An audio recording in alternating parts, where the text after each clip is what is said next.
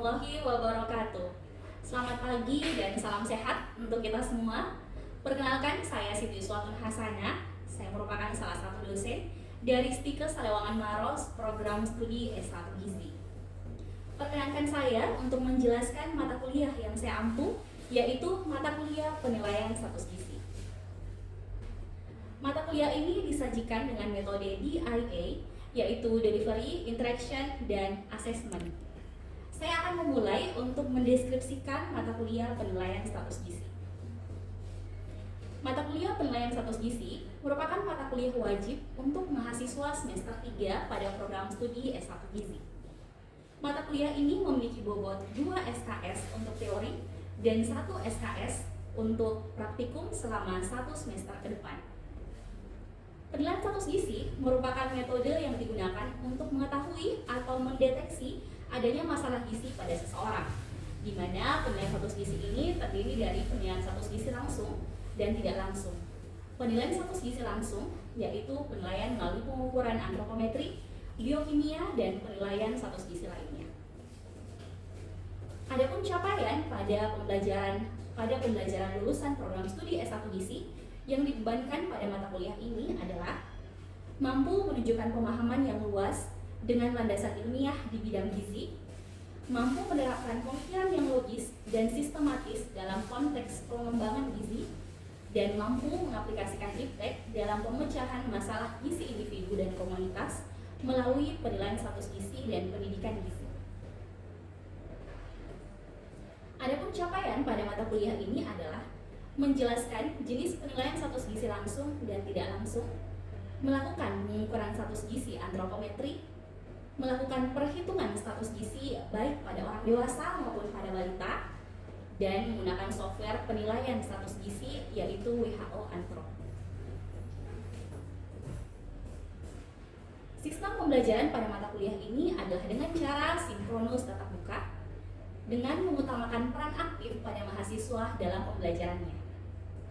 Adapun evaluasi pada mata kuliah ini yaitu terdiri dari kuis, tugas individu, diskusi kelompok, UTS, dan UAS. Demikianlah informasi yang bisa saya sampaikan terkait tentang mata kuliah penilaian status gizi, dan berikut cuplikan proses pembelajaran yang saya lakukan secara sinkronus tatap muka di kelas. Assalamualaikum warahmatullahi wabarakatuh. Waalaikumsalam warahmatullahi wabarakatuh.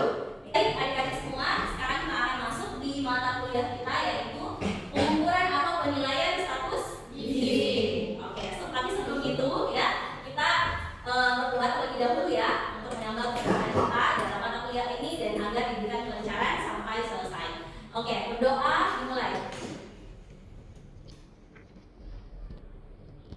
Ya, selesai.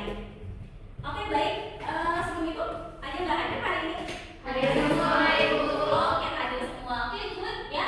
Oke, baik. Kalau gitu kita akan masuk di mata kuliah kita ya, di pengukuran status gizi metode antropometri. Ya. Sebelumnya, Ibu mau tanya, ada yang masih ingat topik kita di mata kuliah sebelumnya, di pertemuan sebelumnya? Ada yang masih ingat? Oke, aman. Materi tentang kemarin itu ada penilaian status gizi secara langsung dan tidak langsung, Bu. Oke, good. Oke, makasih Kak. Ada lagi yang mau menambahkan, teman-teman? Saya, Bu. Iya, silakan Diki. Bu, tadi sudah disebutkan kalau ada penilaian status gizi langsung dan tidak langsung. Kalau langsung itu seperti contohnya antropometri, klinis, biokimia, dan juga fisik. Kalau statistik tidak langsung itu seperti statistik verbal. Oke, ya, ada namanya statistik verbal atau vital? Vital ya. Oke, ada namanya statistik vital. Oke, baik. Ya, terima kasih untuk yang sudah menjawab. Ya, good job. Selanjutnya, ya, kita akan masuk di pertemuan kali ini, ya, pertemuan kelima, yaitu kita di topik khusus terkait tentang antropometri. Antropometri. Apa itu antropometri? Adalah pengukuran.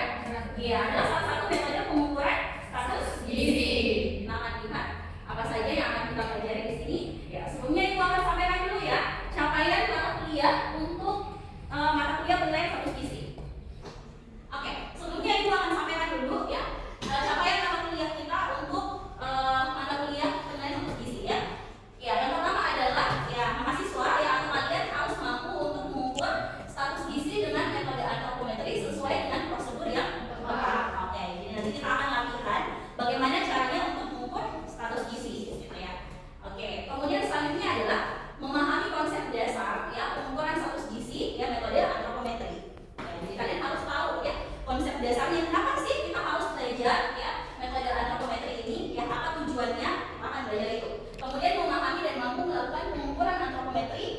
yaitu berat badan ya, baik itu orang dewasa maupun anak usia sekolah ya ataupun bayi balita. Kemudian tinggi badan ya, lingkar lengan, panjang badan untuk bayi. Jadi kalau bayi itu panjang badan ya. Kalau orang dewasa itu tinggi badan. Oke. Kemudian akan belajar, kita juga akan belajar terkait tentang tebal lemak bawah kulit ya, lingkar pinggang dan juga lingkar panggul ya. Ini semua yang akan kita pelajari di mata kuliah ini ya, di mata kuliah berkaitan dengan gizi. Oke. Oke, sekarang kita akan masuk ya di poin yang pertama, yaitu konsep dasar antropometri. Ya, kenapa sih kita harus belajar ya antropometri? Ya, apa sih konsep dasarnya? Oke, semua bisa lihat ya. Antropometri adalah pengukuran dimensi tubuh dan komposisi tubuh ya dari berbagai tingkat umur dan tingkat gizi. Ya, jadi antropometri ini itu semua orang bisa pakai. Ya, semua orang ya bisa mengukur antropometrinya ya atau status gizinya. Ya. Kemudian antropometri ini merupakan indikator gizi yang dapat dilakukan ya dengan mengukur ya berbagai parameter. Oke. Ya, yang mana tuh parameter? Ya, parameter itu contohnya ya seperti parameter itu contohnya seperti berat badan, ya, tinggi badan, itu dimaksud dengan parameter, ya. Adapun nanti alatnya itu yang akan kita pelajari bagaimana cara untuk mengoperasikannya, ya. Jadi kalau yang dimaksud dengan parameter antropometri itu adalah berat badan, tinggi badan, kemudian lingkar lengan atas, ya, itu semua yang dimaksud dengan parameter antropometri. Oke.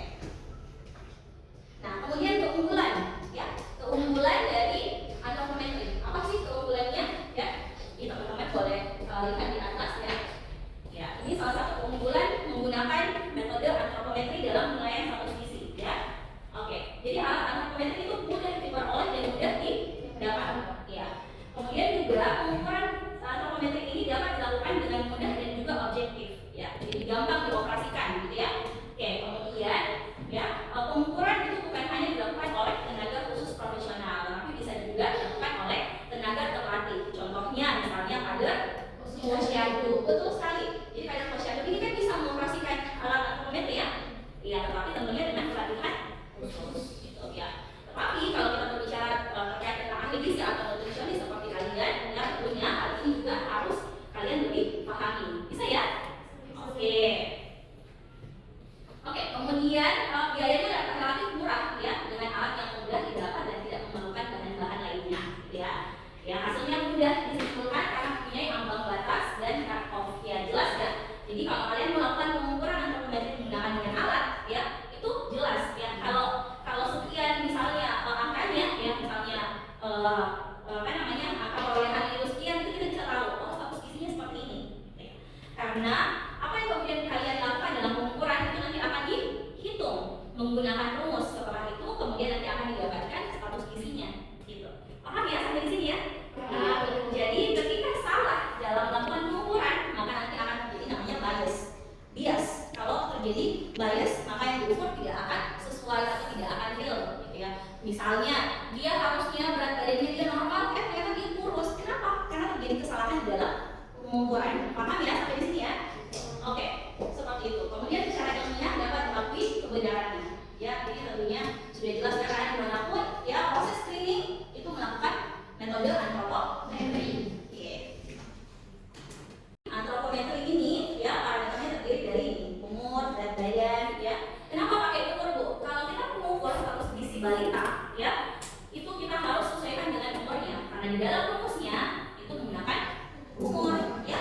Salah satu indeks yang dipakai contoh berat badan menurut umur. Maka perhitungan umur juga harus tepat. Ini akan kita pelajari di pertemuan berikutnya.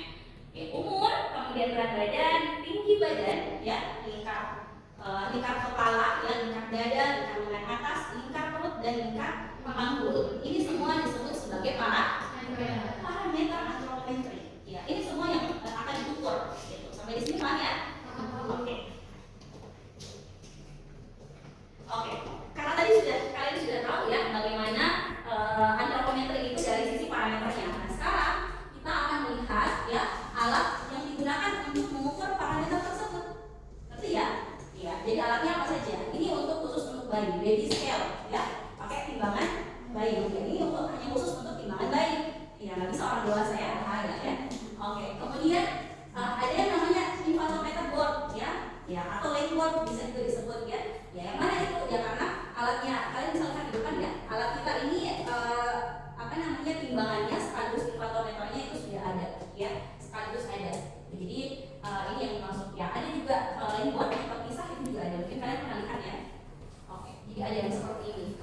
kemudian timbangan digital atau timbangan seka. Ya, ini kita punya ya di sini. Oke, timbangan seperti ini mungkin punya di rumah juga. Kemudian ada ini apa ini? Oke, mikrotolis atau mikrotoa ya, kita lihat ya. Ya. Oke, mikrotolis atau mikrotoa ya. Ada juga yang nggak pakai seperti ini, namanya stadiometer. Stadiometer yang biasa mungkin kalian lihat di laboratorium kita di LPSD itu ya tadi ya, yang dipasang itu ya, dari pasang-pasang, itu namanya stadiometer. Itu juga untuk mengukur parameter tinggi badan. Kemudian ini pernah lihat juga? Ini namanya skin fold, ya skin fold kaliper untuk mengukur tebal lemak bawah kulit ya. Iya, jadi yang merasa lemaknya banyak-banyak ini boleh ya diukur ya. Oke, kemudian ada yang namanya kita adalah ya dia tujuannya adalah atau penggunaannya adalah untuk mengukur betul tingkat lengan atas. Ya, dia diperuntukkan untuk siapa? Ibu hamil dan ya ibu hamil dan bayi. Good job. Oke, ini ya dokumenternya. Oke. Kemudian prosedurnya. Nah, di prosedur ini ibu nanti akan jelaskan dulu. Setelah itu nanti kita akan praktik bersama. Ya. Oke. Alat pengukur berat badan. Nah, alat pengukur berat badan yang biasa dilihat itu ada dua ya. Ada timbangan biasa, kemudian ada timbangan digital atau timbangan seka. Ya. Ya. Apakah cara pengukurannya berbeda atau sama? Kurang lebih sama. Ya. Yang berbeda adalah penunjukan dari jarumnya ya. Kalau pada lihat ini seperti ini modelnya, ya jarumnya. Kemudian kalau ini dia karena dia digital, ya dia sudah langsung terlihat angkanya. Kalau ini kita perlu baca angkanya dulu, gitu ya. Bisa ya dibedakan. Nah, caranya adalah ini ya. Ketika melakukan pengukuran berat badan, ya teman-teman semua, itu pakaian harus minimal, ya. Pakaian itu harus minimal. Kemudian tidak menggunakan alas kaki atau sepatu, ya. Pastikan timbangan ini berada pada petunjuk skala dengan angka 0, ya.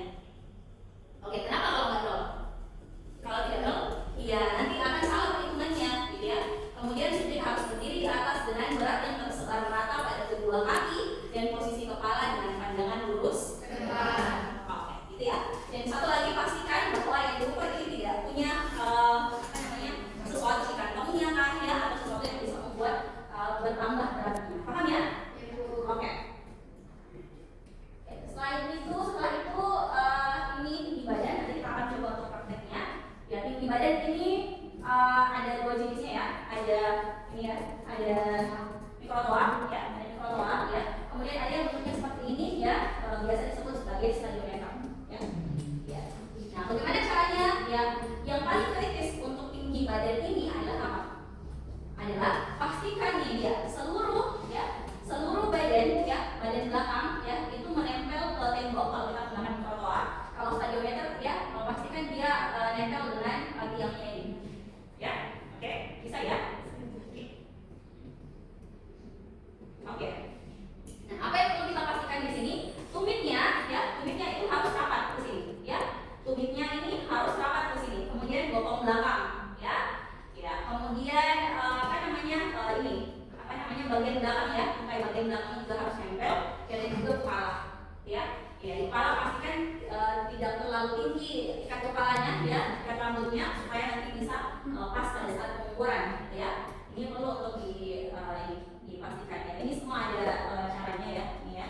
Pandangan lurus ke depan, ya, dan tidak kepala tidak menyentuh dinding vertikal, maksudnya ini tidak terlalu mundur sekali juga nggak boleh, ya. Jadi biasa-biasa saja ya.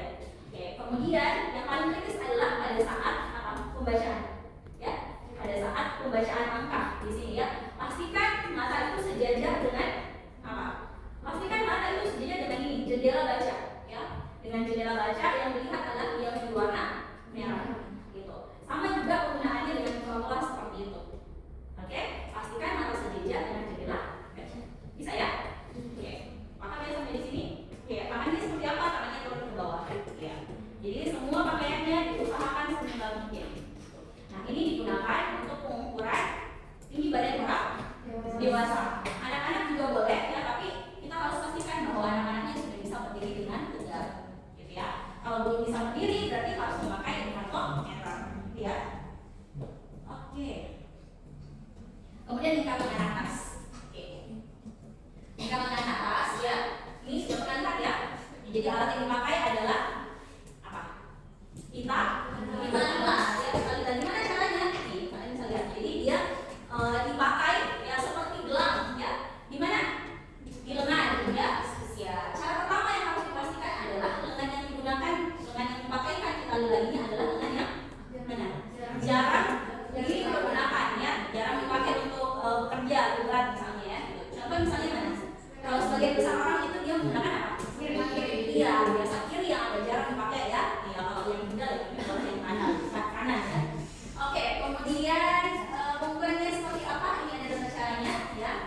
Oke, jadi mintalah subjek untuk membuka lengan pakaian. Jadi diusahakan untuk seminimal mungkin penggunaan pakaiannya, ya.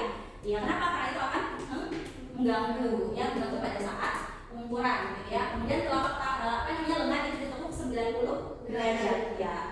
Kemudian setelah itu mengambil tengah, ya, mengambil tengah dari lengan itu, ya.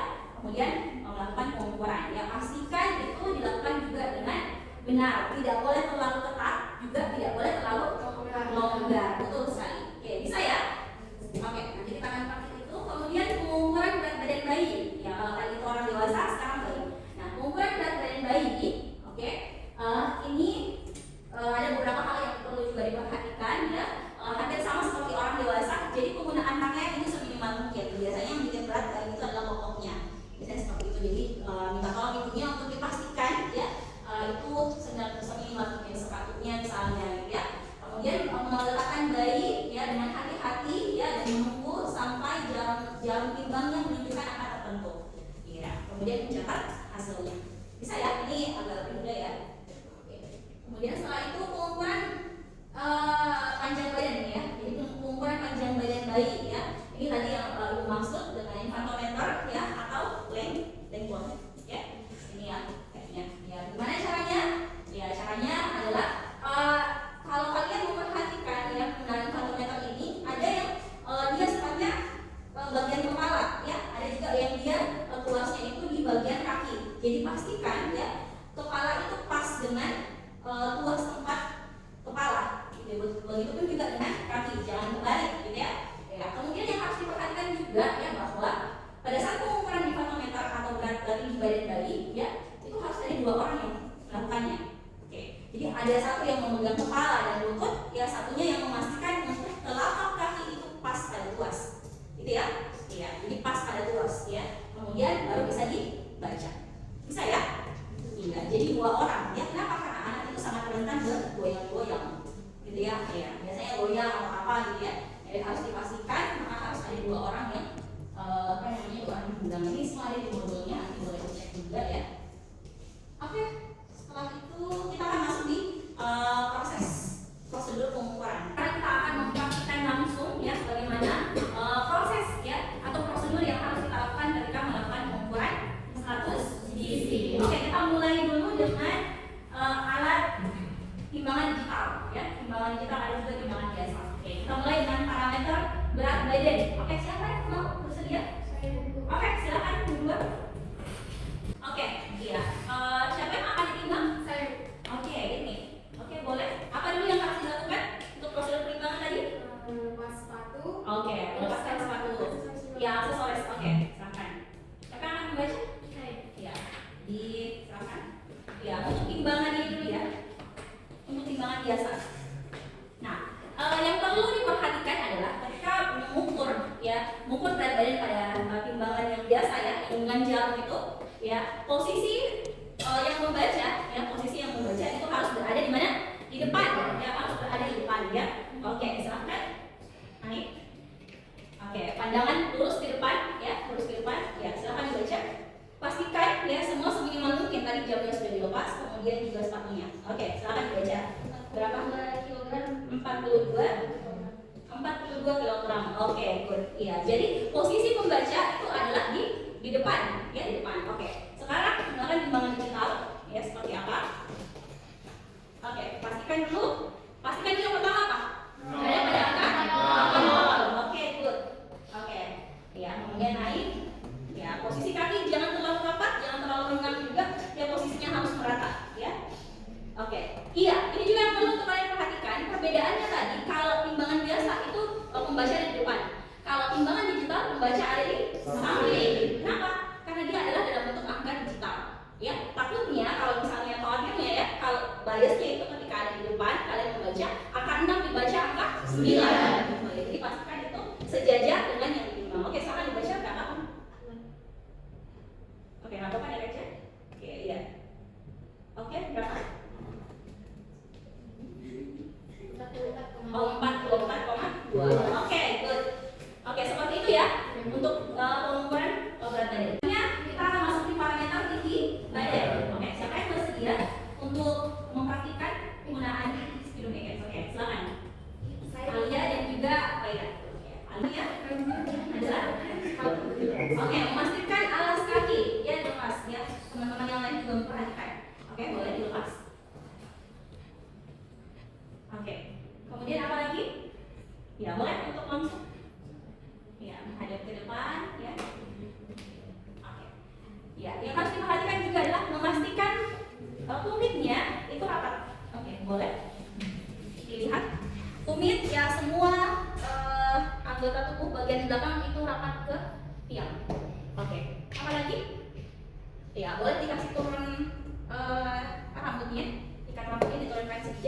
silakan sedikit menghalangi. Oke, kalau sudah dirasa nyaman boleh. Oke, sudah ya. Oke, selanjutnya diturunkan. Oke, ya diturunkan pas ya. Kemudian pandangan ya, pandangan yang diukur itu harus memandang ke arah depan. Ya, ya, yang mengukur pastikan bahwa ya arah matanya ya itu sejajar dengan yang diukur. Ya, sejajar dengan jendela baca. Ya, oke, berapa? Silakan. 147,5. 147,5. Oke, good. Ya. Udah bisa ya semua? Oke. Iya. Oke, selanjutnya kita akan masuk ke parameter berikutnya yaitu pengukuran berat badan bayi. Kalau tadi orang dewasa ini sekarang bayi. Oke, siapa yang bersedia untuk melakukan pengukuran berat badan bayi? Oke, bisa deh. Siapa lagi? Oh ya, bisa dan pertanyaan. Oke, silakan. Oke, boleh yang ke depan? Boleh yang ke depan? Iya. Oke, baik. Ya, pastikan bahwa alatnya ini pertama-tama dulu teman-teman semua harus memastikan bahwa alatnya berada di ya, di mana? Di angka 0 ya, dan juga diletakkan di atas meja ya atau tempat yang datar. Oke, setelah itu apa lagi yang perlu dipastikan? Ya, pakaian bayinya, kemudian sepatunya, ya, popoknya, ya, yang bisa mempengaruhi ya angka yang ada di timbangan nanti. Oke. Setelah itu kemudian dimasukkan ya, diangkat, ditaruh ya. Bayinya, oke, ya. Ya, setelah itu memperhatikan berapa angka yang muncul di jendela baca. Berapa? 0,38. Oke, seperti itu ya. Ya, jadi ini hal-hal yang perlu untuk diperhatikan sebagaimana teori yang kita sudah pelajari tadi. Oke, setelah itu karena alatnya ini bersama ya dengan inflatometernya ya, ini juga boleh dioperasikan langsung untuk parameter panjang badan bayi. Oke, seperti apa caranya? Oke, boleh diangkat luasnya. Oke. Iya, cara memasangnya. Ini ada perlu diperhatikan juga ya untuk peletakan kepala dan juga kaki ini harus diperhatikan dengan baik. Oke, jadi posisi awas miring tempatnya. Ya, pastikan dengan benar. Sudah ya. Oke, ya. Kemudian untuk ya, ditarik ya. Ini untuk meratakan kakinya ya. Semua teman-teman perhatikan dengan baik ya. Oke. Jadi sama seperti tadi pada saat pengukuran berat badan ya, itu harus dipastikan dulu berada di angka 0. Kemudian setelah itu diletakkan. Oke, diletakkan dengan baik dan benar. Oke. Ya, yang perlu untuk kalian perhatikan ya, karena ini boneka ya, kalau nanti anak yang realnya turun ke masyarakat kalian mengukur sendiri, itu nanti kondisinya mungkin tidak seperti ini ya. Maka kedua pengukur harus memastikan beberapa hal. Yang pertama adalah pengukur pertama itu harus memegang kepala ya dan juga lutut ya, memastikan agar kepala itu pas ya dengan tempatnya, kemudian lutut yang untuk memastikan agar kakinya itu tidak bergoyang-goyang ya. Boleh silakan satu orang ya, harus memegang kepalanya dengan benar. Oke ya, dan satu tangannya memegang lututnya. Oke, seperti ini ya. Oke, memegang lututnya seperti ini. Oke, kemudian satu orang lagi untuk memegang ya, dipegang dengan lembut ya, kemudian memegang kaki ya. Untuk kaki boleh dimundur ke sini untuk melihat bagaimana tempatnya. Oke, ini. Jadi untuk kaki ya, pastikan telapak kaki itu pas dengan tuasnya ya. Ini ya, pastikan itu nempel ya, nempel. Maka orang pertama atau orang pengukur pertama itu harus memastikan kepala ya dan juga lutut. Oke, kemudian orang kedua untuk memegang ini ya. Memegang gitu. Oke, bisa sampai di sini teman-teman semua. Sekali lagi tujuan dari pengukuran antropometri ini secara benar dilakukan untuk menghindari bias atau kesalahan dalam pengukuran.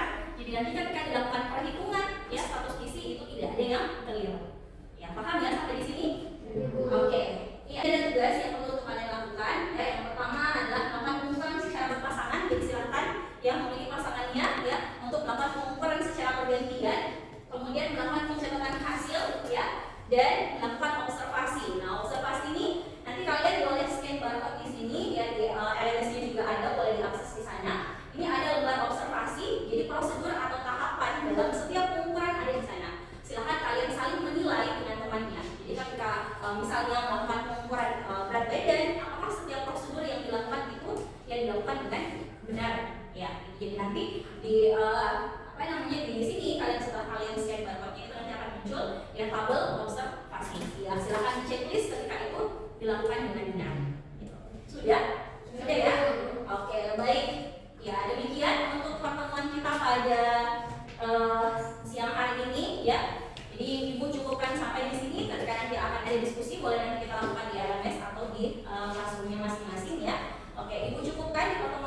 pada siang hari ini ya. Assalamualaikum warahmatullahi wabarakatuh. Waalaikumsalam warahmatullahi wabarakatuh.